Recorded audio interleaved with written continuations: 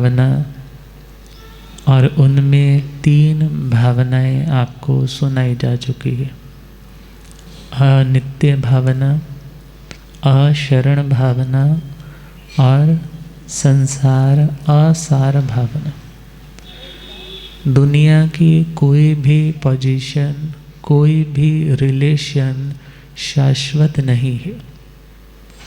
इस बात के ऊपर, इस यूनिवर्सल ट्रुथ के ऊपर यदि हमारी दृढ़ आस्था, दृढ़ श्रद्धा, दृढ़ विश्वास जागृत हो गया तो हमें कुछ प्रिय हमारे से दूर भी हो जाए तो मन हमारा व्यथित नहीं होगा। और अशरण का मतलब है कि दुनिया में हमें कोई भी मौत से बचाने वाला नहीं। धर्म ही एक ऐसा स्थान है जो हमें जन्म और मृत्यु से सदा सदा के लिए मुक्त करवाने की युक्ति प्रदान करता है, रास्ता बताता है।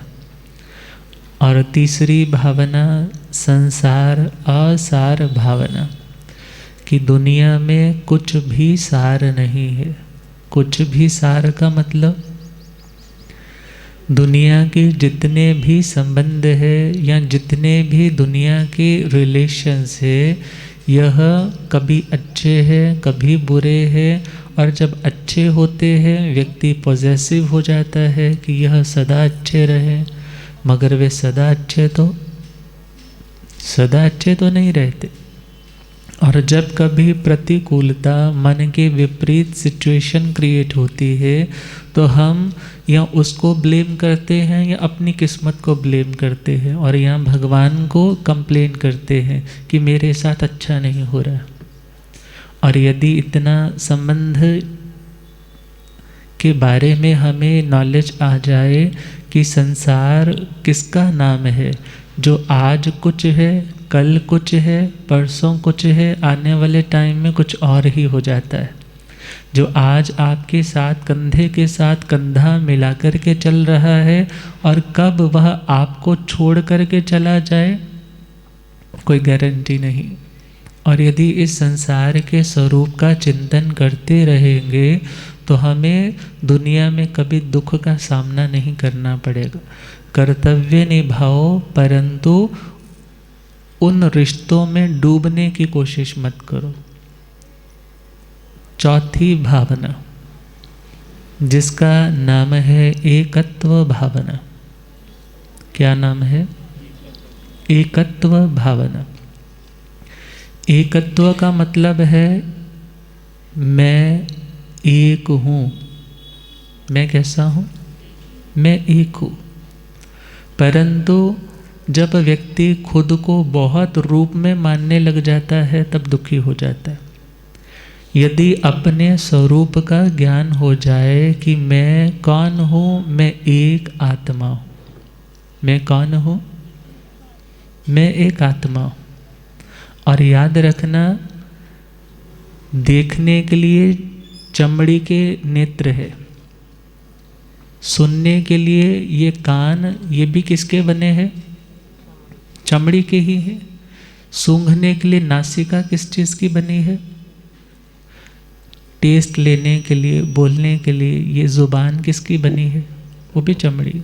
हर तरह की सेंसेशन को फील करने का जो माध्यम बनती है, जो मीडियम बनती है, वो स्किन भी कौन सी है? वो भी चमड़ी है। परंतु एक ऐसा तत्व है जिसके रहने पर तो ये सब कुछ फीलिंग आती है, और जिसके निकल जाने पर ऐसी कोई भी फीलिंग नहीं आती। उसका नाम है आत्मा। उसका नाम क्या है? उसका नाम है आत्मा। आत्मा को हम एनर्जी भी बोल सकते हैं। बहुत बार हम पढ़ते थे energy can neither be created nor be destroyed but can be converted from one form to another form. Energy, ऊर्जा को आप ना तो पैदा कर सकते हो और ना उसको आप नष्ट कर सकते हो, मगर उसकी अवस्थाओं को तुम रूपांतरित कर सकते हो, चेंज कर सकते हो।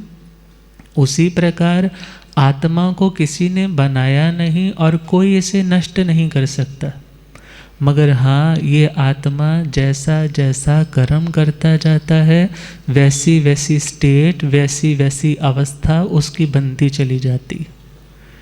सभी आत्माएं भगवान स्वरूप है, परंतु कोई सुखी है, कोई दुखी है, किसी के सुख का ग्राफ बहुत ऊंचा है, किसी का सुख का ग्राफ बहुत नीचा है, किसी की ज़िंदगी में बहुत फ्लक्चुएशंस आ रही है। तो ये फ्लक्चुएशंस का, उतार चढ़ाव का यदि कोई कारण है तो उसका नाम है कर्म। उसका नाम क्या है? और इन कर्मों को करने वाला भी आत्मा है और इन कर्मों को भोगने वाला भी आत्मा है। कर्म करने वाला आत्मा है और कर्म का भुगतान करने वाला भी आत्मा है। भले आप यह कहो मैंने ये कर्म अपने लिए नहीं किया, मैंने ये परिवार के लिए किया, परंतु भगवान क्या कहते हैं? संसार मावन्न परस अट्ठा साहारणं जंग च करे कम्मं कम्मस्य तु तस्सु वेयु काले न बंधवा बांधवयं उवेन्ति। इस संसार दशा में आकर के, संसार मतलब जो आज अच्छा है कल को बुरा हो सकता है, यदि आज कोई जुड़ा हुआ है कल को अलग हो सकता है, और जो आज है कल को कुछ और है, जो सदा नित्य परिवर्तनशील है। ऐसे संसार में आया हुआ यह जीव जब दूसरों के लिए भी कोई कर्म करता है, भगवान कहते हैं जो कर्म आपने किया है भले दूसरे के लिए किया है, जब कर्म का भुगतान करने का टाइम आएगा तो कोई भी आपका सहयोग उस फल को बटाने वाला नहीं होगा। जैसे सपोज़ आप दुकान पर बैठे हो, आपने देखा जी दुकान पर तो इतने ग्राहक आते नहीं, पैसा इतना आता नहीं, और मेरा तो शौक़ भी बहुत बड़ा है, मेरे तो खर्चे ही बहुत बड़े। और आपने क्या सोचा, चलो अब थोड़ा सा ना स्मगलिंग का काम शुरू कर देते, कुछ दूसरा गलत काम स्टार्ट कर दिया, नशे इत्यादि लेकर के सीक्रेट रूप से बेचने शुरू कर दिए। और क्या सोच रहा है, मेरे बेटे की फ़ीस बहुत ज़्यादा है, उसको तो ऑडी की गाड़ी में घूमना है, मेरी घरवाली के भी खर्चे बहुत है, मेरे भी खर्चे बहुत है। अब ये सारे खर्चे कहाँ से पूरे होंगे, मैं गलत काम करूँगा। अब गलत कार्य, गलत रास्ता उसने चूज़ तो कर लिया, मगर एक दिन वो पकड़ा गया, एक दिन वह आदमी पकड़ा गया और उसे क्राइम ब्रांच वाले लेकर के चले गए। अब उससे पूछ रहे हैं कि सारी हिस्ट्री बता, तो कैसे कैसे यहाँ पर आया और तेरे को सज़ा भी होगी। अब परिवार के लोग जानते सब कुछ है, परंतु जब उसको सज़ा भोगने का वक्त आ रहा है, जेल की सलाखों में उसे जो टॉर्चर होना पड़ रहा है, क्या वहाँ पर उसको बचाने वाला कोई है? कोई कहता है कि नहीं पापा आपने मेरे लिए इतना कुछ किया, आप तो घर पर आ जाओ, मैं आपकी जगह आ जाता हूँ। अर्थात जो कर्म आपने किया है, भले आपने वो कर्म किसी अन्य के लिए किया है, मगर करने वाले आप हो, तो उस कर्म का फल किसको मिलेगा? उस कर्म का फल भी तो हमारी ही आत्मा को मिलने वाला है। तो भगवान कह रहे हैं, हे आत्मा, इस दुनिया के मेले में भी तुम खुद को अकेला महसूस करो। कैसा महसूस करो? अकेला। क्योंकि जब अंतिम समय आएगा, आपका सबसे प्रिय व्यक्ति भी आपके साथ नहीं जाएगा। इवन जिस देह को इतना हमने प्रोटेक्शन दी है, इतनी हमने केयर की है, इतना इसको नर्चर किया है, यह देह भी कहाँ तक का मेहमान बनेगा? शमशान तक का। उसके आगे तो ये देह नहीं जाएगा, ना पत्नी जाएगी, ना बच्चे जाएंगे, ना आपका पैसा जाएगा, ना आपका ये कॉस्ट्यूम, ये देह जाएगा, ना आपके बड़े बड़े ज्वेलरी के बॉक्स जो आपने बड़ी मेहनत से बनाए थे, ना वो जाएंगे। मगर जाएगा क्या? जो आपने उन चीज़ों को इकट्ठा करने में कर्म किया है, किस भावना से कर्म किया है, वो कर्म किसके साथ जाएगा? वो आत्मा के साथ जाएगा। और ज्ञानी जन कहते हैं कि हे आत्मा, आप अकेला अवतरे, आप अकेला अवतरे, मरे अकेला होए, यूं कब हो या जीव को साथी सगो न कोय। जब आता है तो भी अकेला, और जब जाता है तो भी अकेला। इसलिए हे आत्मा, यह सोच कि जाते टाइम भी कोई साथी तेरे साथ नहीं जाने वाला, इसलिए अपनी आत्मा का ज़रा ख्याल कर, अपने आने वाले भविष्य का ज़रा ख्याल कर, और यह सोच कि मैं अकेला और मेरी आत्मा का स्वरूप भगवान के समान है। मेरी आत्मा का स्वरूप किसके समान है? भगवान के समान। ये हम बहुत देर से सुनते, परंतु व्यक्ति कह देता है महाराज जी मेरे को तो कोई भगवान दिखाई नहीं देता, उसको तो इतना गुस्सा आता है, यहाँ पर तो बड़ा धर्मात्मा बनता है, दुकान पर तो ये ठगी भी करता है। अब विचार करना है, फर्स्ट ऑफ ऑल हमें इतना विश्वास होना चाहिए कि मैं आत्मा इज इक्वल टू परमात्मा। जब आप कभी कुछ सॉल्व करने लगते थे मैथमेटिक्स में, तो सबसे पहले क्या कहते हैं? Let us assume A is equal to B, करते थे ना। और फिर एक प्रोसेस से चलते थे, चलते चलते लास्ट में आता था hence it is proved A is equal to B. अब पहले तो हमें मानना ही होगा ना, मेरी आत्मा किसके समान है? परमात्मा के समान है, जिसमें कोई अशुद्धि नहीं है, जिसमें कोई इम्प्योरिटी नहीं है। वह स्थिति मेरी आत्मा की ही बनने वाली है यदि मैं उस प्रोसेस से चलता जाऊंगा, यदि मैं उस प्रोसेस को फॉलो करूंगा कि मैं एक हूँ। मैं कौन हूँ? सिख परंपरा में चलता है ना एक ओंकार, उसका मतलब क्या है? आत्मा एक है। वेदांत में चले जाएं तो वहाँ पर कहते हैं एको ब्रह्म द्वितीय नास्ति, एक ब्रह्म ही है, दूसरा और कुछ भी नहीं। और यदि हम जैन मान्यता में देखें तो भगवान ने कहा एगे आया, आत्मा एक है। आत्मा एक का मतलब है स्वरूप की दृष्टि से सभी आत्माएं सिमिलर है, स्वरूप की दृष्टि से सभी आत्माएं समान है, इसलिए एक है। और यदि इंडिविजुअल देखे तो सभी आत्मा की अपनी इंडिविजुअलिटी है, सभी आत्माएं व्यक्तिगत रूप से एक है। और जो अभी तक कर्मों से युक्त है वो कर्मों के कारण भेद है, वरना किसी भी आत्मा में दूसरी आत्मा से कोई भिन्नता नहीं। और जब यह चिंतन हमारे जीवन में आता है कि एगे आया, कि मैं एक आत्मा हूँ, दुनिया के बाकी जितने भी भाव आ रहे हैं वो मेरी आत्मा का स्वरूप नहीं। हम थोड़ा आपके प्रैक्टिकल लाइफ में चले, हर चीज़ का एक अपना गुण, अपना धर्म, अपनी नेचर, अपने एट्रीब्यूट्स, अपने धर्म होते। जैसे नींबू है, नींबू का स्वभाव क्या है? आवाज़ नहीं आ रही, खट्टा। मेडिकल लाइन में चले जाएं तो पैरासीटामोल का स्वभाव क्या है? वो आपके बुखार को। अब हर दवाई का एक अपना अपना नेचर है, बीपी वाली का अलग है, डायबिटीज वाली का अलग है, और कोलेस्ट्रॉल वाली का अलग है। हर दवाई का अपना अपना स्वभाव है।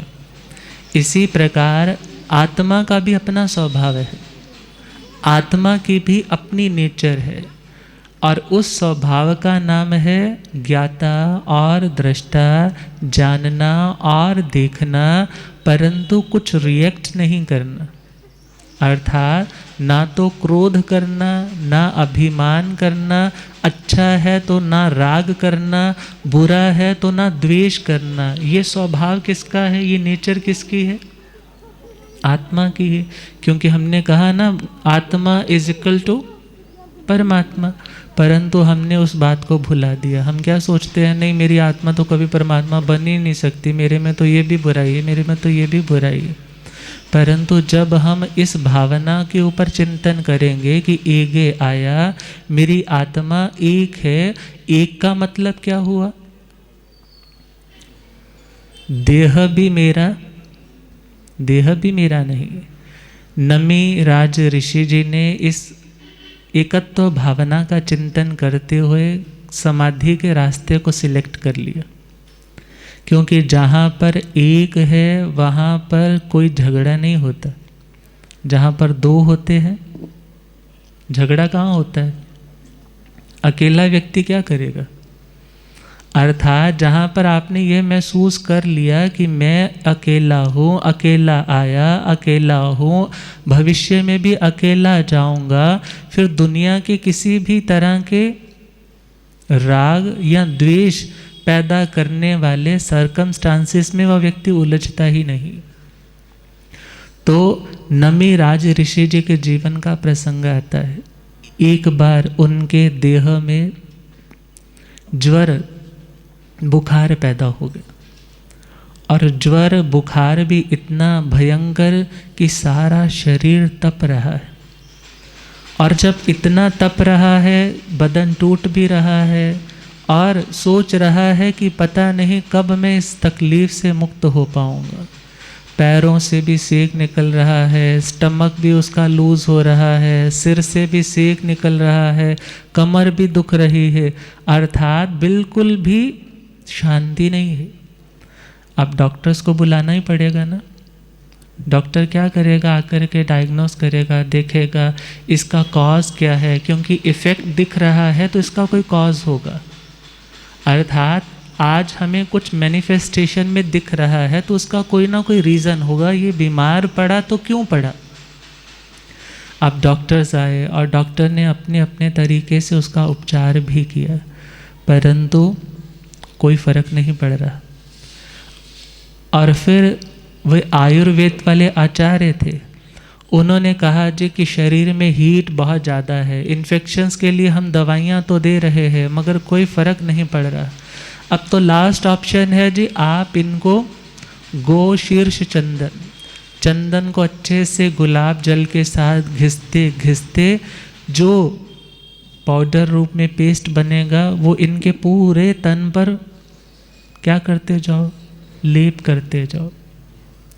अब रानियां सोच रही है हमारे मन के भीतर इनके प्रति प्रेम है, इनके प्रति समर्पण है, हमारी यह भावना है कि ये स्वस्थ हो जाए, क्योंकि हमारी वाइब्रेशंस बहुत डिपेंड करती है सामने वाले को क्योर करने के लिए या सामने वाले को और बीमार करने के लिए। और रानियां क्या कहने लगी, ये कार्य आप हमें सौंपिए, हम चंदन घिसेंगी, बड़ी भावना से घिसेंगी और अपने हाथों से इनका लेप लगाएं। अब वे रानियां बैठ गई है, चंदन घिसना शुरू किया, और पुरानी औरतें थी और हाथों में क्या पहने होते थे? कंगन भी पहने हैं। और वह जब घिसा जा रहा है चंदन तो हाथों के कंगन आवाज़ कर रहे हैं। और जब कोई बीमार होता है ना तो थोड़ी सी आवाज़ भी उसको क्या करती है? इरिटेट करने लग जाती है। क्यों? बहुत बार बीमारी में व्यक्ति चिड़चिड़ा होने लग जाता है, एनर्जी हमारी वो रहती नहीं है, और उस एग्जॉस्ट होने की स्थिति में वह व्यक्ति फिर इरिटेट होने लग पड़ा और वह एकदम बोल पड़े कि मेरे से ये आवाज़ नहीं सहन हो पा रही, आप इस शोरगुल को बंद करवा दीजिए। अब जैसे ही मंत्री ने देखा कि यदि चंदन नहीं घिसा जाएगा तो राजा को जो थोड़ा थोड़ा रिलीफ मिल रहा है वो भी नहीं मिल पाएगा, और उन्होंने क्या कहा कि हे सौभाग्यवती रानियों, आप अपने हाथों का एक एक सुहाग की निशानी रूप एक एक कंगन रख लो, बाकी कंगन क्या कर दो? उतार दो। और जैसे ही उन्होंने उनकी सलाह को माना, एक एक कंगन रखा और घिस रही है, और फिर राजा के लेप भी लगा रही है। और राजा ने फिर मंत्री से बुला करके पूछा, क्या अब नया चंदन नहीं घिसा जा रहा? अब मंत्री कहने लगे, नहीं महाराज, चंदन घिसा जा रहा है। फिर आवाज़ क्यों नहीं आ रही? क्या क्वेश्चन कर दिया? आवाज़ क्यों नहीं आ रही? कहने लगे महाराज, अब उनके हाथों में अनेक कंगन नहीं, एक एक कंगन है। अब इस घटना से उन्होंने इस घटना को सेल्फ रिलेट किया। क्या किया? सेल्फ रिलेट किया और रियलाइजेशन को प्राप्त कर लिया। और याद रखना, दुनिया में लोग घटनाएं बहुत सुनते हैं, मगर उस घटना को या तो हंसी में उड़ा देते हैं, या उसकी बातें दो चार बना करके और प्रचार कर देते हैं, और या कहते हैं कर्मों का मारा है छोड़ो, परंतु उस घटना को सेल्फ रिलेट नहीं करते कभी मेरे साथ ऐसा हो तो क्या होने वाला है। और जैसे ही आप उस घटना को सेल्फ रिलेट करते हो तो याद रखना आप रियलाइजेशन तक पहुंचते हो। और उन्होंने भी क्या किया, उस घटना को सेल्फ रिलेट किया। क्या सोचा कि जहाँ अनेक थे वहाँ अशांति थी, जहाँ एकत्व है, जहाँ एक है वहाँ शांति। और जैसे ही ये भावना जागृत हुई और स्वस्थ होने लगे, और अगले ही दिन क्या कह दिया, अब मैं इस दुनिया में रहने वाला, इस संसार में रहने वाला, इन रिश्तों के प्रपंच में रहने वाला नहीं हूँ, अब मुझे आज्ञा दो, अब मैं साधु बनूंगा। भले वो साधु बनने वाला लेवल बहुत अपर वाला लेवल है, परंतु एटलीस्ट आप घर पर रहते हुए यह चिंतन तो कर सकते हो कि हे आत्मा, तो अकेला आया था, आज भी अकेला है। भले सामने वाले लोग तेरे पर बहुत प्यार लुटाते हैं, परंतु उससे तेरा कुछ बनने वाला नहीं। यदि कोई तेरे को बुरा भला बोलता है तो उससे तेरा कुछ बिगड़ने वाला नहीं। इसलिए तू अपनी आत्मा का चिंतन कर, जो रिस्पॉन्सिबिलिटीज मिली है उन्हें कर्तव्य की दृष्टि से निभाने का पूरा प्रयास कर, परंतु उसमें आसक्त होने का प्रयास मत कर। कुएं के मंडेर पर तुम बैठे हो, तुम्हें पानी पीना है, बाल्टी भी है, रस्सी भी लगी हुई है, परंतु फिर भी तुम उस कुएं में कूदोगे तो आपको कोई व्यक्ति बुद्धिमान तो नहीं कहेगा। क्या बोलेगा, अरे पानी पीना था तो कुएं में कूदने की क्या ज़रूरत थी। इसी प्रकार हम देखें, इन दुनिया के रिश्तों को निभाना है तो मंडेर पर बैठकर भी निभाया जा सकता है, मगर हम जब डेप्थ में जाने लग जाते हैं, भीतर से इमोशन से उनके साथ जुड़ने लग जाते हैं, तो याद रखना, जब कभी आपकी एक्सपेक्टेशन से विपरीत कुछ होता है तो फिर आप टूटने लग जाते। परंतु जिसे इस बात पर श्रद्धा आ गई कि हे आत्मा तू अकेला है, और याद रखना एक अकेलापन होता है जिसमें छटपटाहट होती, और एकत्व भावना जहाँ पर आप रिलैक्स फील करते हो, और अकेलेपन में एक तड़प होती है कि मुझे कोई बुलाता नहीं, मुझे कोई पूछता नहीं, मेरे साथ कोई चलता नहीं, मेरे को कोई अपना मानता नहीं। परंतु एकत्व भावना में आप सब कुछ होने के बावजूद भी क्या फील लेकर के आते हो कि हे आत्मा, यदि आज कुछ अच्छा है तो इसमें फंसने की ज़रूरत नहीं, आज कुछ बुरा भी है तो भी इसमें उलझने की ज़रूरत नहीं। तू अपनी आत्मा को देख, और अपनी आत्मा से तू यह सोच कि तू A=B है, परंतु प्रोसेस चल रहा है, और ये प्रोसेस यदि कंप्लीट हो गया तो तेरे में और भगवान में, तेरी शांति में और उनकी शांति में कोई भी अंतर नहीं होगा। परंतु जब व्यक्ति दुनिया के संबंधों को अपना मान लेता है, फैलाव करता चला जाता है, तो उसकी अशांति भी बढ़ती चली जाती। एक बार एक व्यक्ति जो सब्जियां बेच रहा है, फॉरेन की घटना है, और उसने अपनी उस सब्जी वाली रेहड़ी पर एक स्टिक किया हुआ है बोर्ड, उस पर लिखा है fresh vegetables are sold here. क्या लिखा है, fresh vegetables are sold here, मतलब ताज़ा सब्जियां यहाँ बेची जाती। एक बड़ा व्युत्पन्नमति फिलोसोफर वहाँ से गुजरा, और उसने जैसे ही देखा कहने लगा, भाई मेरे को तो इतना बता, तूने लिखा है fresh vegetables are sold here, here का मतलब क्या हुआ, क्या यहीं पर बेची जाती है? इतना बड़ा शहर है, क्या कहीं और नहीं बेची जाती? कहने लगा, नहीं जी बेची तो जाती है। फिर तूने ये क्यों लिख रखा है हियर, यहाँ बेची जाती है? कहने लगा, चलो आप कहते हो मैं इसको काट देता हूँ। अब वो फिलोसफर और आगे बढ़ा, कहने लगा, जी आपने लिखा है फ्रेश वेजिटेबल्स आर सोल्ड, ये फ्रेश वाला कॉन्सेप्ट नहीं समझ में आ रहा, क्या बासी सब्जियाँ बेची जाती हैं? कहने लगा नहीं जी, ताज़ी बेची जाती, हम तो फ्रेश माल लाते हैं, फ्रेश ही बेचते। कहने लगा जब अंडरस्टूड है तो लिखने की ज़रूरत क्या है। अब उसने उसको भी काट दी। अब कहने लगा भाई आपने लिखा है वेजिटेबल्स आर सोल्ड, चलो मेरे को इतना बताओ कि आपके इस पूरे शहर में कोई ऐसा आदमी है जो सब्जियां फ्री में देता है? कोई ऐसा है? यदि कोई दे भी रहा है ना तो उसके पीछे भी उसका कोई ना कोई स्वार्थ होगा, और यदि पैसे नहीं ले रहा तो हो सकता है वो रजिस्टर पे आपका नोट कर रहा है, परंतु मुझे बताओ क्या कोई फ्री में देता है? कहने लगा नहीं, ये तो अंडरस्टूड बात है, दुकान पर आया है तो वहाँ पर तो पैसे देगा तभी उसे चीज़ मिलेगी। कहने लगा फिर इतना तो मुझे समझ में आ गया, ये लिखा है ना वेजिटेबल्स आर, ये दूर से आने वाले व्यक्ति को भी दिख रहा है। इसी तरह का कोई जूस बार है तो उन्हें तो जस्ट सब्जियां रखी हैं, सबको दिख रहा है। कहने लगा हाँ भाई बात तो तुम ठीक कहते हो, फिर इसको भी काट दूँ? कहने लगा हाँ इसको भी काट। अब खाली तख्ती पड़ी है। अब कहने लगा भाई ये खाली तख्ती क्यों लगा रखी है? इस खाली तख्ती का क्या प्रयोजन है? अब उसने उसको भी उठाया और रख दी। अब यह घटना हम यदि सेल्फ रिलेट करें, अपनी आत्मा के साथ इसको जोड़े, तो हम अपनी आत्मा तक पहुंच सकते हैं। हमने क्या मान रखा है? मैं इसका पिता, मैं इसका भाई, मैं इसकी पत्नी, मैं इनकी बेटी, मैं इनकी बहू, मैं यहाँ का प्रधान, मैं यहाँ का सेक्रेटरी, मैं उसका मित्र, मैं उसका शत्रु, मैं उसका ये, मैं उसका वो।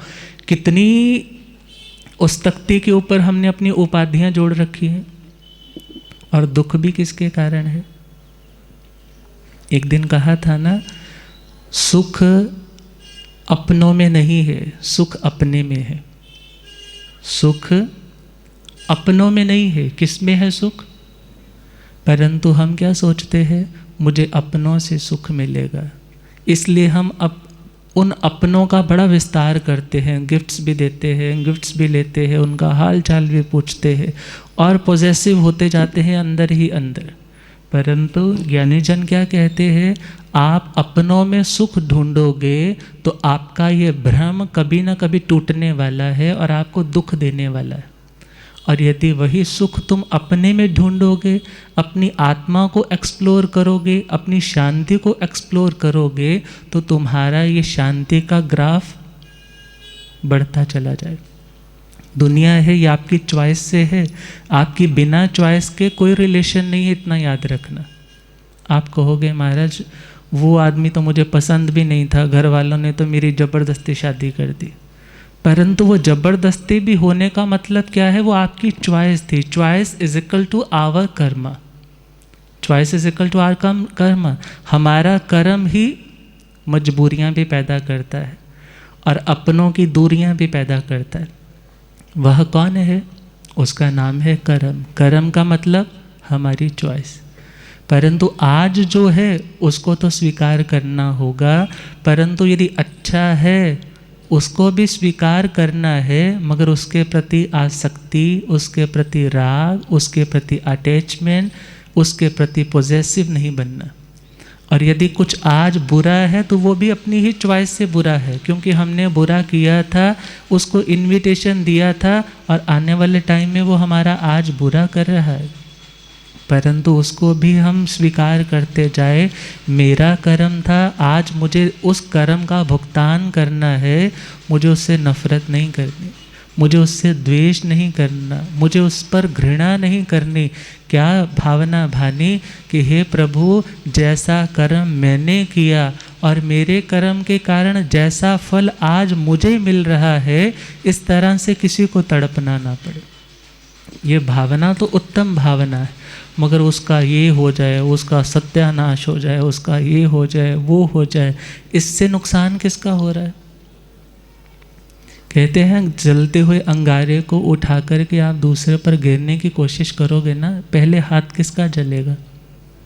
बुरी भावना भाते हो, किसी के लिए भी भाते हो, वो वाइब्रेशंस वहाँ पहुँचेंगी, परंतु पहले इस हृदय की शांति, यहाँ का जो एम्बियंस है, जहाँ का जो वातावरण है, खराब किसका होगा?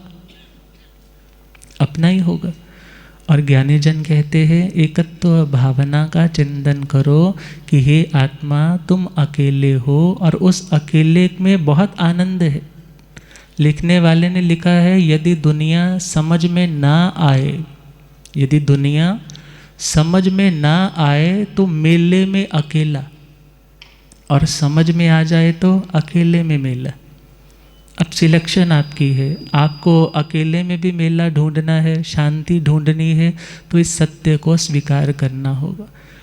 और याद रखना दिन भर हम जो करते हैं शाम के टाइम वो बातें हमारे दिमाग में चलती है। और इवन रात वाला जो विचार है हम तो यह सोच करके सोते हैं बस ये लास्ट वाला विचार है और सो गए, परंतु कॉन्शियस लेवल पर हम सोए हैं। सब कॉन्शियस लेवल पर 24 घंटे माइंड वर्क करने वाला वो न्यूट्रल माइंड तो वर्क में चल रहा है, और वह चिंतन चलते चलते भी सुबह उठ कर के हम क्या सोचते हैं, जो सोचते सोचते सोए थे वो दोबारा से विचार। क्योंकि जब आप अपने किसी डब्बे में रोटियां रखते हो तो लास्ट वाली रोटी आपने अपनी ओर से तो लास्ट वाली रोटी रखी है, परंतु जब दोबारा से डब्बा खोलते हो तो सबसे पहली रोटी कौन सी होती है, जो लास्ट वाली होती। इसी प्रकार जैसा विचार हम लास्ट में छोड़कर जाते हैं, सुबह कौन सा विचार आता है, सबसे पहले वो। तो एटलीस्ट रात के समय आप क्या सोच करके सोना है, एकत्व भावना का चिंतन कि ना मैं किसी का और ना कोई मेरा। हे आत्मा तू अकेला आया था और अकेला जाएगा। तुझे ना तो किसी से खतरा है और ना तुझे किसी को खतरा क्रिएट करके देना है। तुझे अपनी आत्मा का कल्याण करना है। जब तू A=B एज्यूम कर रहा है तो सिर्फ एजम्पशन से तो नहीं कुछ होगा, प्रोसेस में भी तो बढ़ना होगा, और प्रोसेस में आगे बढ़ेगा तो एक दिन प्रूव्ड भी हो जाएगा कि तू आत्मा परमात्मा के समान है। अब इस भावना का चिंतन करने वाली जितनी भी वैरागी आत्माएं हैं वे शाश्वत शांति को पाती है, क्योंकि वो जानती है कि बाहर दुनिया में शांति नहीं। शांति कहाँ है, शांति तो भीतर ही है। सामने वाला आपको अच्छा या बुरा बोल सकता है, अच्छा या बुरा कर सकता है, मगर उसे किस रूप में ग्रहण करना वो किस पे डिपेंड करता है, वो तो हमारी अपनी चॉइस है। अब इस भावना का जिस जिस आत्मा ने चिंतन किया, ज्ञानी जन कहते हैं वह आत्माएं भगवत स्वरूप बन गई। अपने आप को संबोधन करे, अपने आप को सेल्फ सजेशंस दे। श्रीमद् आचार्य जी सूत्र में भगवान ने वो सजेशन हमें दी, अप्पा तुमम मे तुमम मित्तं किम बहिया मित्तम इच्छसि। हे आत्मा तुम अपने मित्र स्वयं हो, तुम्हें अच्छी नॉलेज है और अच्छी नॉलेज को तुम इम्प्लीमेंट कर रहे हो, प्रैक्टिकली उसको जीवन में उतारने का प्रयास कर रहे हो, तो अपने मित्र तुम स्वयं हो। फिर बाहर मित्रों की खोज करने की तुझे कोई ज़रूरत नहीं। और देखा जाए हे आत्मा तुम अपने शत्रु भी स्वयं हो, तुम बाहर शत्रुओं को क्या ढूंढ रहे हो। यदि तुम बुरा चिंतन कर रहे हो तो अपने शत्रु तुम स्वयं हो। अर्थात यदि बुरा सोच रहे हो, बुरा बोल रहे हो, बुरा कर रहे हो, तो तुम किसी का बुरा नहीं कर रहे, बल्कि किसका कर रहे हो, अपना कर रहे हो। और जिसने यह जान लिया कि मैं एक हूँ, एगे आया, और अंत में भी मुझे एक, लास्ट में भी मुझे अकेले ही जाना है, तो फिर वह आत्मा दुनिया की उलझनों में पड़ता नहीं। और भगवान तो क्या कहते हैं, एगो में सासो अप्पा नाण दंसण लक्षणों शेषा में बाहिरा भावा सव्वे संजोग लक्षणों। एक मेरी आत्मा शाश्वत है। शाश्वत का मतलब लाइक एनर्जी जो पहले भी थी, आज भी है और आगे भी रहे। शेषा में बाहिरा भावा, क्योंकि बाकी जितने भी भाव हैं, जितने भी इमोशंस हैं, वो मेरे अपने नहीं है, वो इम्पोज्ड है। वो कैसे है, इम्पोज्ड मतलब मेरे ऊपर थोपे गए हैं या मैंने खुद अपने ऊपर थोप लिए हैं। बल्कि मेरा स्वरूप तो ज्ञान और दर्शन वाला, जानना और देखना।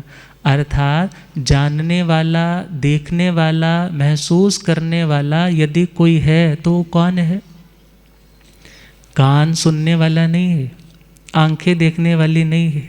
ये सब कुछ फिजिकल कॉइल आपकी यदि स्वस्थ भी है, मगर भीतर से वो एनर्जी चली गई, वो आत्मा यदि निकल गई, तो क्या आप उसके सामने कोई अच्छी सी फ़ोटो अपनी वाली सेल्फी दिखाते हो, दे तेरे साथ मैंने सेल्फी ली थी, वो कोई स्माइल देगा आपको? या आप उसको ज़ोर ज़ोर से चिल्लाने लग जाओ तो उठ क्यों नहीं रहा, वो उठ जाएगा क्या?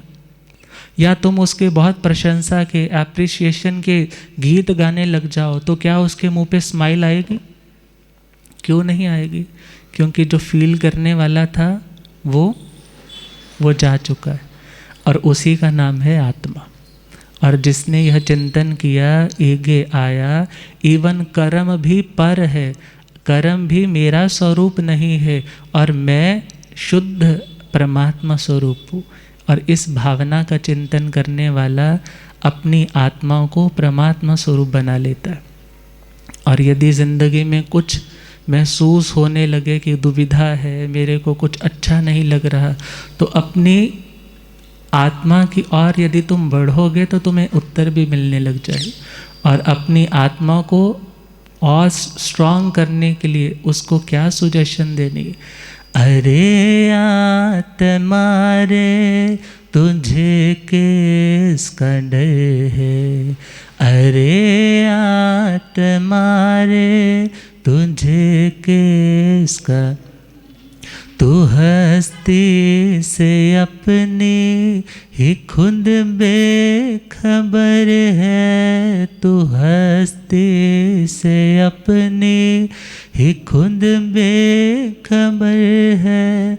अरे आत्मा रे, तुझे किसका डर है? अरे आत्मा रे, तुझे किसका, जिस्म हो पुराना कहे लोग बूढ़ा, जिस्म हो पुराना कहे लोग, मगर तू सनातन अनादि अमर है, मगर तू सनातन अनादि अमर है। अरे आत्मा रे, तुझे किसका डर है? अरे आत्मा रे, तुझे किसका, तुझे प्यार पिंजरे से कैसे हुआ है? तुझे प्यार पिंजरे से कैसे, तोड़ जा गगन में वही तेरा घर है, तोड़ जा गगन में वही तेरा। अरे आत्मा रे, तुझे किसका डर है? अरे आत्मा रे, तुझे, तू हस्ती से अपने ही खुद बेखबर है, तू हस्ती से अपने ही खुद बे। अरे आत्मा रे, तुझे किसका डर है? अरे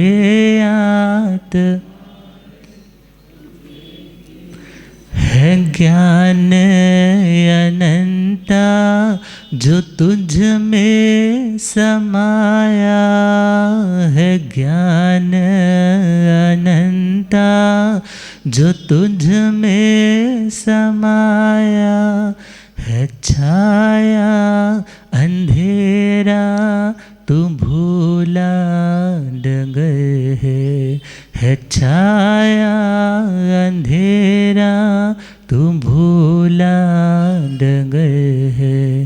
अरे आत्मा रे तुझे किसका डर है, अरे आत्मा रे तुझे किसका।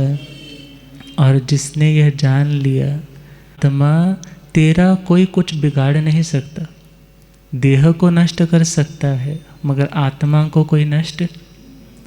तो जब यह भावना दृढ़ हो जाती है कि कोई जब अपना नहीं, इवन यह देह भी अपना नहीं, दुनिया की सब उपाधियां नश्वर है। नश्वर मतलब आज है कल नहीं, उसका नाम क्या है, नश्वर। तो वह आत्मा फिर अगली भावना की ओर ट्रेवल करती है और आगे बढ़ती है, उसका नाम है अन्यत्व भावना। क्या नाम है, अन्यत्व भावना। अन्य का मतलब होता है भिन्न, मेरे से अदर। अपना और पराया, दो शब्द आते हैं ना। आपको कोई कह देता है जी मेरा ये काम अटका हुआ है, तुम्हारी तो उस ऑफिस में बड़ी पहचान है, तो वो आदमी कहता है अच्छा तो मेरे को बता, और नंबर मिला कर के आप उस आदमी को क्या बोलते हो, भाई इसका काम कर देना, ये अपना ही आदमी है। ये कौन है, इसकी फीस भी थोड़ा कंसेशन कर देना, थोड़ी कम कर देना। क्यों, क्योंकि ये किसका बच्चा है, अपना ही बच्चा है। होता है ना ऐसे। अब एक अपना और दूजा पराया।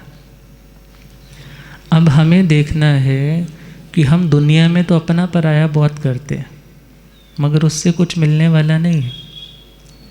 और अपना पराया करना है तो जो हमारे भीतर है हम वहाँ पर देखें अपना क्या। और अन्यत्व भावना, अन्यत्व का मतलब भेद ज्ञान प्राप्त करना,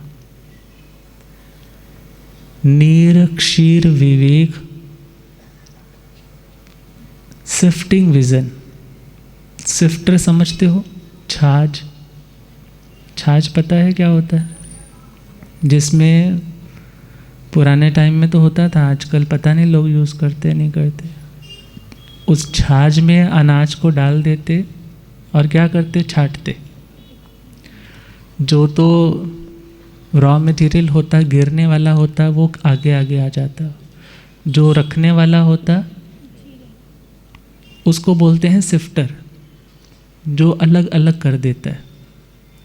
अब इस बुद्धि का आना ही अन्यत्व भावना का आना है, कि जहाँ आप यह भेद कर सको कि क्या पर है और क्या स्व है, क्या मेरा है और क्या मेरे से अलग है। क्योंकि जहाँ पर मेरापन आएगा वहाँ आपने अपना कनेक्शन उसके साथ जोड़ रखा है। कनेक्शन जोड़ रखा है तो उसका सुख भी आपको सुख अंदर से गुदगुदी देता है और उसका दुख भी आपको फिर दुख देने वाला है। परंतु जहाँ पर आप ये जान चुके हो उसका कर्म उसका है, मेरा कर्म मेरा है, तो वहाँ पर फिर आप व्यवहार की दृष्टि से सब कुछ करते हो। मित्र भाव के साथ प्रेम पूर्वक तुम सबके लिए करुणाशील रहते हो, मगर किसी भी तरह से ना तो तुम एग्जाइटी में आते हो, ना डिप्रेशन में जाते हो, और ना ही ओवरवेल्म्ड होकर के तुम कुछ भी करने को तैयार हो जाते हो। अर्थात अन्यत्व भावना ये संदेश देती है, हे आत्मा, जहाँ देह अपना नहीं तहाँ न अपना कोई। विचार करो, सबसे ज़्यादा जिसकी प्रोटेक्शन, जिसकी हिफाजत, जिसकी केयर, जिसका ध्यान रखा जाता है वह कौन है, अपना ही देह है ना। जहाँ देह अपना नहीं, जहाँ ये देह भी अपना नहीं बनता, जो साथ आगे नहीं जाता, वहाँ ना अपना कोई। ऐसे संसार में क्या आपका कोई अपना हो सकता है जिसको तुम गारंटी से बोलो ये मेरा है। कहते हैं एक बार एक व्यक्ति ना आगरा जा रहा था, रास्ते में बस दिल्ली से की होगी बस, और बस में भीड़ बहुत ज़्यादा थी, और भीड़ बहुत ज़्यादा है तो उस व्यक्ति ने क्या किया, पहुंच तो गया, सीट भी मिल गई, परंतु उसको याद आया, अरे यार रास्ता लंबा है, पानी की बोतल तो ली नहीं, चलो एक बिस्लेरी बाहर से ले आओ। और खतरा भी है, यदि मैं बाहर गया तो कोई दूसरा मेरी सीट को ऑक्यूपाइड कर लेगा।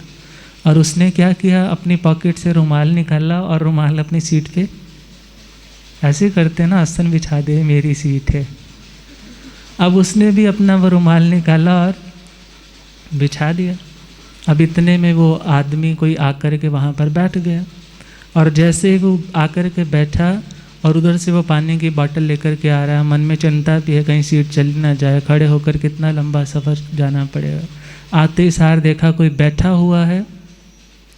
और याद रखना, जब हमारी एक्सपेक्टेशंस के कुछ अलग होता है, हटके होता है, तो हमें गुस्सा आ जाता है। और जैसे ही देखा तम आ गया और कहने लगा, अरे तू मेरी सीट पर बैठा है। कहने लगा, आपकी सीट कौन सी? कहने लगा, मैंने अपना रुमाल बिछाया था, वो मेरी सीट थी। कहने लगा, हाँ बहुत अच्छी बात है, कल को तुम इतना बड़ा सा कोई टेंट लेकर के ताजमहल पर डाल दोगे ना, और बोलोगे ताजमहल मेरा है, तो ऐसे थोड़े ताजमहल तुम्हारा हो जाए।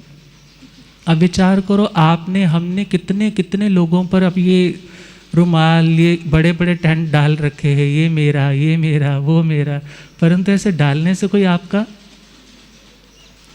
ऐसे अपना नहीं होता। इवन देह को भी हम अपना मानेंगे तो देह भी हमारा अपना होने वाला। इसलिए ज्ञानी जन क्या कह रहे हैं, हे आत्मा अन्यत्व भावना का चिंतन करो। राजा जनक के बारे में कितनी बार सुनते हो। उन्होंने एक बार घोषणा करवाई कि मुझे अपना मास्टर चाहिए जो मुझे गाइड कर सके, मुझे एक गुरु की ज़रूरत है, मगर मैं उनका टेस्ट लूँगा, फिर देखूँगा ये मेरे गुरु बनने लायक है या नहीं। अब बड़े बड़े वेल एजुकेटेड बड़े बड़े स्कॉलर्स आते हैं और आकर के उनको उपदेश देते हैं। कहने लगे, नहीं, मेरी एक शर्त भी है, जो मुझे 2.5 शब्दों में ज्ञान करवा दे, मैं उसको अपना गुरु बना लूँगा। और कहते हैं उस समय ये घोषणा अष्टावक्र जी ने भी सुनी, जिनका शरीर 8 स्थानों से वक्र टेढ़ा था। जब चलते भी क्या थे, लिट लिट करके पहुँचे वहाँ पर, और जैसे ही पहुँचे सब लोग हंसने लग पड़े। कहने लगे, ये राजा का गुरु बनने आया है। कहने लगे, ज्ञान देह का स्वभाव नहीं है, ज्ञान किसका स्वभाव है? आत्मा का है। नॉलेज किसका लक्षण है? शरीर से तो आपकी पर्सनैलिटी, आपके जेस्चर्स वगैरह पता लग सकते हैं, मगर आपका ज्ञान आपकी भावों से पता चलता है। और जैसे ही अष्टावक्र जी पहुँचे, कहने लगे, राजन मैं तेरा गुरु बनने के लिए आया हूँ, ले ले जो परीक्षा लेनी है। अब राजा ने कहा, मेरी शर्त आपने सुनी है कि मुझे 2.5 शब्दों में जो ज्ञान देगा? कहने लगा, जी बिल्कुल सुनी है, और मैं भी ब्राह्मण हूँ, और मेरी भी एक शर्त है कि मेरे को दक्षिणा क्या दोगे? क्या प्रश्न रख दिया, मुझे दक्षिणा क्या दोगे? कहने लगे, रहे ना दक्षिणा में ही नज़र, पहले काम तो करो फिर दक्षिणा भी मिलेगी। कहने लगे, नहीं, तुम पहले ये बताओ मुझे दक्षिणा में क्या दोगे? कहने लगा, जी जो आप मांगोगे। अब अष्टावक्र जी कहने लगे, जो तेरा अपना होगा वो मुझे चाहिए। क्या चाहिए? जो तेरा अपना होगा वो मुझे चाहिए। और जैसे ही ये बात सुनी, कहने लगे, हाँ मेरे पास बहुत कुछ है, आप मेरे राज्य का आधा हिस्सा मैं आपको डोनेट कर दूंगा, आपके चरणों में अर्पित कर दूंगा। कहने लगे, महाराज ये राज्य तुम्हारा नहीं है। अच्छा, मेरा नहीं है? फिर ये तो तुम्हारे पुरखों से चलता आ रहा है। अच्छा, फिर मैं आपको अपना अंतःपुर दे दूंगा, अपनी रानियां आपकी सेवा में अर्पित कर दूंगा। वो रानियां तो किसकी हैं? कहने लगे, महाराज जब जन्म हुआ था तो कौन सी रानी लेकर आए थे? जब जन्म हुआ था तो कौन सी पत्नी साथ आई थी? ये तो माता पिता ने तुम्हारे संयोग करवा दिए, तुम्हारी शादियां हो गई, मगर ये रानी भी तुम्हारी? कहने लगे, रानी भी अपनी नहीं। अच्छा, बेटे तो मैंने जन्म दिया है, बच्चे तो मेरे अपने हैं, आप मेरे बच्चों को अपनी सेवा में रख लेना, मैं उनको आपके चरणों में दक्षिणा स्वरूप दे दूंगा। कहने लगे हे राजन, उन बच्चों पे भी तुम्हारा अधिकार नहीं है। कहने लगे फिर मैं आपको क्या अर्पित करूं? सोच रहा है। कहने लगा अच्छा फिर मैं आपको ये अपना देह अर्पित कर दूंगा। कहने लगे महाराज ये देह भी आपका? अब विचार करो, अपना कौन होता है? जो पहले भी था, अब भी है और आगे भी रहेगा। This is the definition of अपना। मेरा कौन है? जो पहले भी मेरे साथ रहे, अब भी मेरे साथ रहे और इन फ्यूचर भी मेरे साथ रहे। कहने लगे फिर ये भी अपना नहीं? कहने लगे नहीं ये भी अपना नहीं। फिर मेरा अपना कौन है? अष्टावक्र जी कहने लगे जो ये कह रहा है ना मेरा अपना कौन है, ये आत्मा ही तेरी अपनी है, इसके अलावा यहाँ पर तेरा अपना। और क्या कहा? मान मेरा कहना नहीं तो पछताएगा, मान मेरा कहना नहीं तो माटी का खिलौना माटी में मिल जाएगा, माटी का खिलौना माटी में मिल। काहे को कहता ये बेटा है मेरा, काहे को बेटा तो एक दिन बहू का बन जाएगा, बेटा तो एक दिन बहू का बन। मान मेरा कहना नहीं तो पछताएगा, मान मेरा। काहे को कहता ये बेटी है मेरी, काहे को कहता ये बेटी है। बेटी को एक दिन जवाई ले जाएगा, बेटी को एक दिन जवाई ले। मान मेरा कहना नहीं तो पछताएगा, मान मेरा। दुनिया के मेले में तू है अकेला, दुनिया के मेले में तू है आया अकेला, अकेला ही जाएगा, आया अकेला, अकेला ही। माटी का खिलौना माटी में मिल जाएगा, माटी का खिलौना। काहे को कहता ये मेरा वो मेरा, काहे को बांध मुट्ठी आया पसारे हाथ जाएगा, बांध मुट्ठी आया पसारे हाथ। माटी का खिलौना माटी में मिल जाएगा, माटी का खिलौना माटी में मिल। मान मेरा कहना नहीं तो पछताएगा, मान मेरा कहना।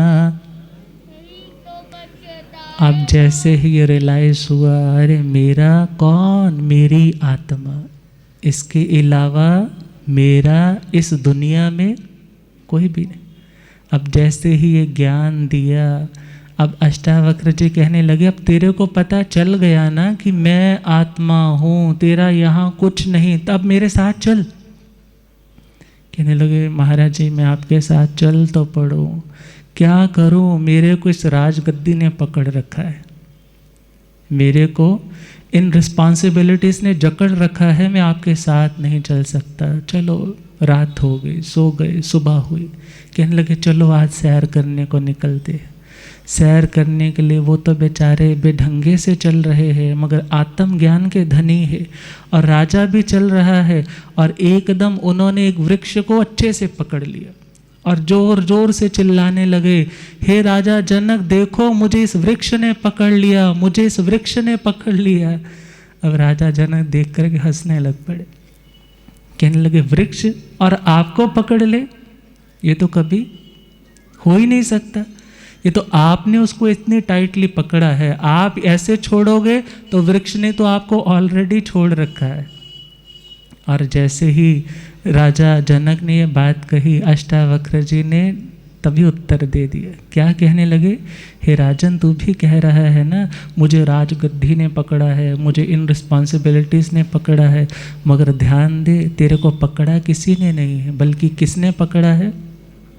और क्या लिखा कि एक दिन देख लेना तुझ को ऐसी नींद आएगी कि एक दिन देख लेना तुझ को ऐसी नींद आए, तू सोया फिर न जागेगा, तू सोया फिर